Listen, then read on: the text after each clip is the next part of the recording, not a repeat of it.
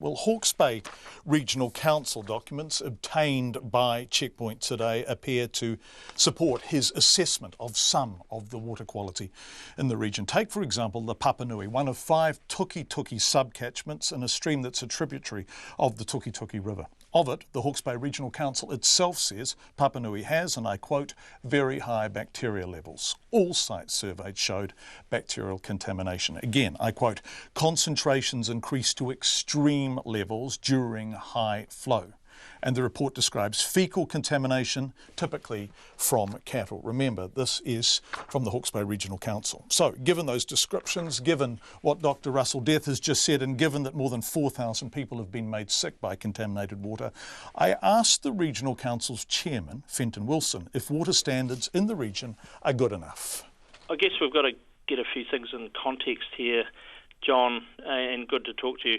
We're not quite sure where this has come from or what's happened here yet. So until we determine that, I'm not really wanting to speculate on what may or may not have happened. The contamination does, though, on the face of it, according to the Hastings District Council report, appear to have come from a ruminant, right? That's what they're telling us, yes. OK, and the most likely ruminant, it seems from the report, is cattle or dairy cows, and then on a scale down. Yeah, well, there's not too many other ruminants, so yeah, correct. OK. If we look up the Tuki-Tuki, the Papanui catchment, also the Pukawa catchment and part of the Upper Karamu, you have MCI scores below 80. I've just spoken to a scientist who says he's never seen lower MCI scores in New Zealand rivers. Right. Well,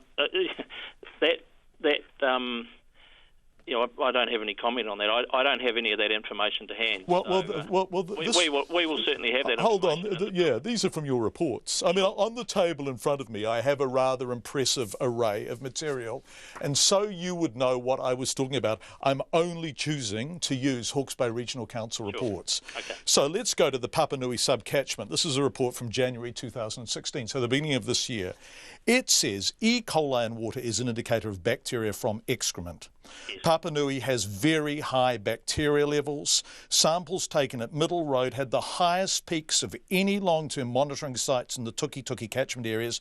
And then it goes on to say concentrations increased to extreme levels during high flows. Now, you and I both know that 2.5 weeks ago there was flooding in this area. This is the cause of all of this stuff, isn't it? Well, it's a long bow to draw that set of data to the issue that's happened in Havelock North. And as I say, speculation is not helpful at this time. Do you have to get consent for feedlots in the area covered by your regional council? Don't know off the top of my head, but I can find out, and I'm certainly happy to come back and talk to you again about that, John. But off the top of my head, I don't know what consenting process goes around feedlots.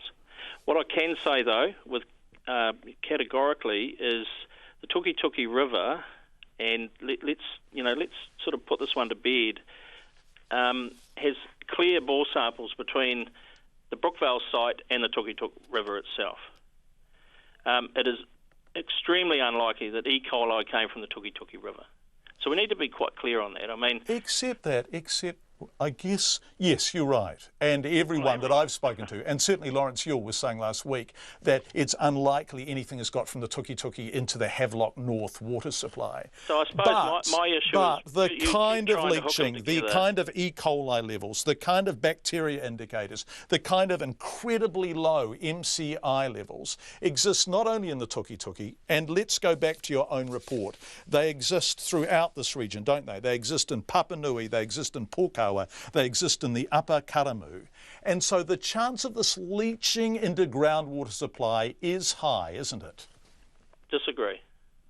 Because you're pulling together a range of indicators that actually don't quite match up in this particular instance. Now look, no one in their wildest imagination is happy with what's happened here. But going forward, if you want to put it the big picture, which is what you're talking about, we are implementing changes that will decrease E. coli, lift MCI levels, and make all our waterways a better place. and that's got to be a good thing.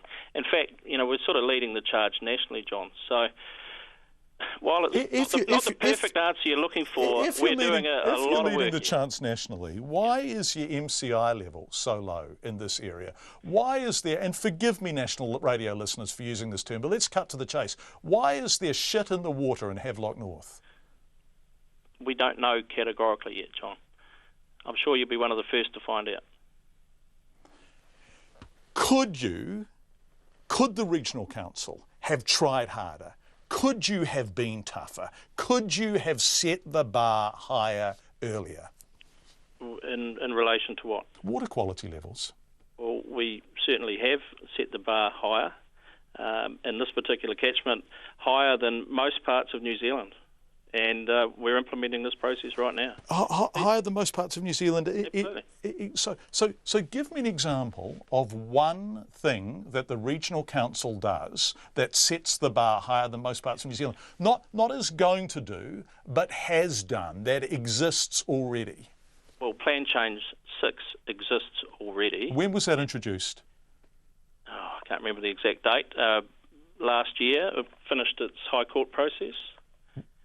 And it required a High Court process, didn't it, because of objections from people, including councillors, didn't it?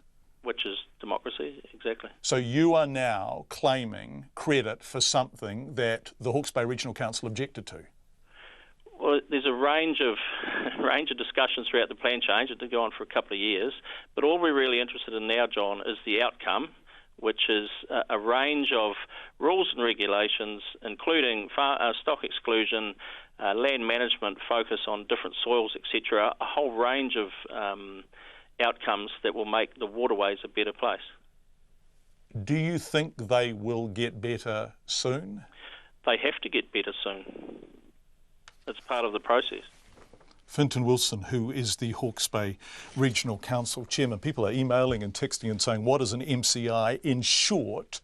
And forgive, if you're a scientist, forgive this fairly simplistic explanation. They are macroinvertebrates. They're small animals without backbones, e.g. insects and worms. I'm reading this from New Zealand's environmental reporting series.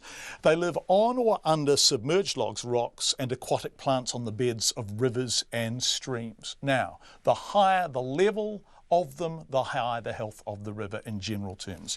And what Dr. Russell Death was saying is that some of the fresh water, just some of it, he saw in the Papanui and actually other catchments around in the broader Tuki tributary were at the lowest level he's ever seen in fresh water in New Zealand.